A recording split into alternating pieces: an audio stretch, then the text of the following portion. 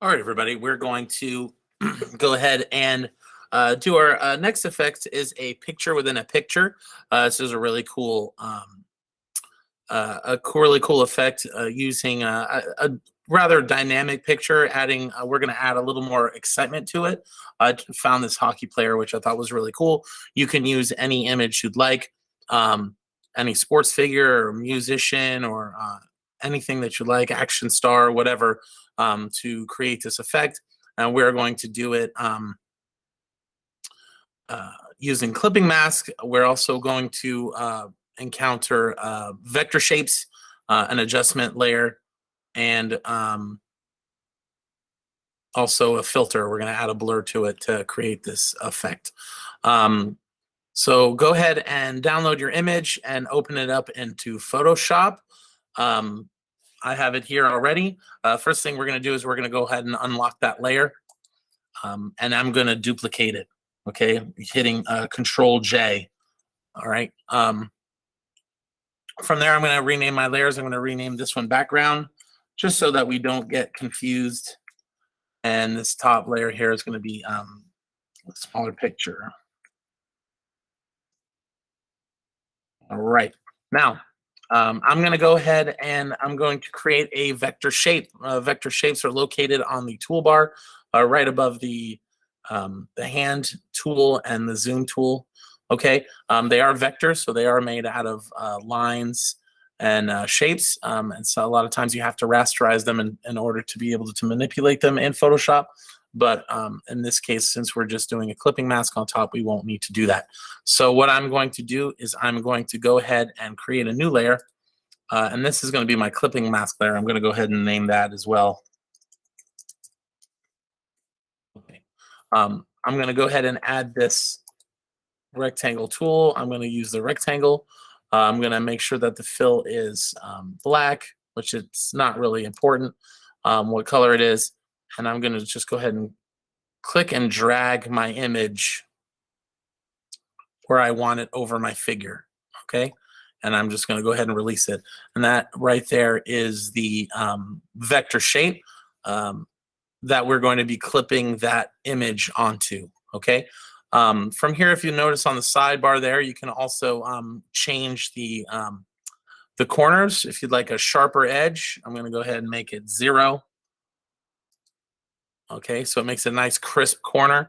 You can also change the width and the height of your vector shape right there on the top. Okay, so once I'm completed that, I'm going to go ahead and rearrange the order. I'm going to bring that, just click and drag that shape down, and you'll see those lines that are still there indicating that the vector shape is there. Also in the corner of the thumbnail, you can see that vector shape is in the corner there, okay, so that you know that is a vector shape layer. From this point here, we're going to just go ahead and add a clipping mask. I'm going to right click, select that smaller picture layer. I'm going to right click, and I'm going to go ahead and hit create clipping mask. Now you'll notice nothing really changes on the canvas, but you'll see that the clipping mask has been created on that. It's been clipped onto that vector shape. And if I went ahead and hide the background, you can see it has exactly been clipped to that layer. Okay. To make this stand out a little more, I'm going to go ahead and add some layer styles. So we're going to go to the FX at the bottom here, and I'm going to go ahead and add a stroke. I'm going to make mine white. You got your layer style editor. Okay. I'm going to make the size about, you don't want to make it too big. I'm going to make it about 14. It's going to be different for everyone's image because of the images they select. It depends on the resolution of those images. So the so just make sure that you're adjusting it accordingly to your image, okay? You don't have to follow on the instructions, okay? And make sure it's white here. I'm also going to add a drop shadow, so I'm going to go ahead and highlight that, and I'm going to make a maybe 50 degrees here. Okay, I'm going to add a little more distance, maybe a little more spread to it, and a little more size. There we go. And I'm going to hit OK. Now, the cool thing about having this clipping mask here is I can actually, if you have that clipping mask layer selected, I can actually hit Control T and I can make it a little more dynamic and that can move it around. And that's the cool thing about this effect is once you've added that clipping mask, you can go ahead and resize your vector shape. I'm going to go around my whole player like that. Gives it a little more dynamic feel to it. Okay. And then I'm going to hit my check button. So right now we basically just have a picture within a picture, but we're going to go ahead and change that background a little more and make it a little more interesting. So I'm going to go ahead and duplicate that background layer. And I'm going to add all my effects to this layer. Now we're going to do it destructively. Okay. Since I duplicated it, that's okay. So I'm going to go ahead and just add the adjustment layer. I'm going to go to image on the top here, and I'm going to go to hue and saturation. And I'm going to click on colorize. You've got your hue and saturation editor here. I'm going to go ahead and click on colorize. And I'm going to go ahead and change that.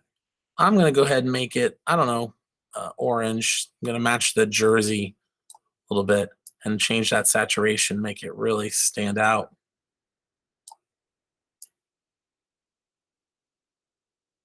There we go. All right. Now, hit OK. We got a nice orange saturation, and now it's starting to look a little more dynamic. At this point here, we're going to add a little filter. So I'm going to go to filter and to blur and a radial blur. There we go. Now I'm going to pick zoom. So it has kind of like it's zooming into that picture effect. I'm going to have it at the best quality. And I think I'm going to go to about, you can see on the blur center right here, how much it's going to go. I'm going to go to about, I'm going to put mine at about 55. Really give it a good blur. And I'm going to hit OK. It's going to take a second to load up. And there it goes. Now, that might be a little too much and also a little too much orange for my taste. So the great thing is we can go to these into the layers panel here. And I can go ahead and kind of fudge with it a little bit because we have that copy in the background, that original copy, we can go ahead and change the opacity of that orange layer. And you can go ahead and see that background layer is starting to peer through, and it gives it a little more, just a little less. Let's make it, there we go. I'm going to make it about 72. Let's make it 75. All right, there you go. Now you have a nice dynamic picture within a picture. And like I said, you can still move this frame if you want. You can go the opposite way. I feel like leaning with him is kind of a lot cooler. There we go. I'm going to hit that check. And there you go. And that's how you create a picture within a picture using a clipping mask, a vector shape, and some adjustment layers and a little filter, a little radial blur there to create a more dynamic image there. It'd be great for a sports card or a magazine article or anything like that. So this is a great little effect. Pretty simple. It's pretty cool what clipping mask can do there. So make sure to save your work, file, save as, and make sure to save it as a Photoshop document.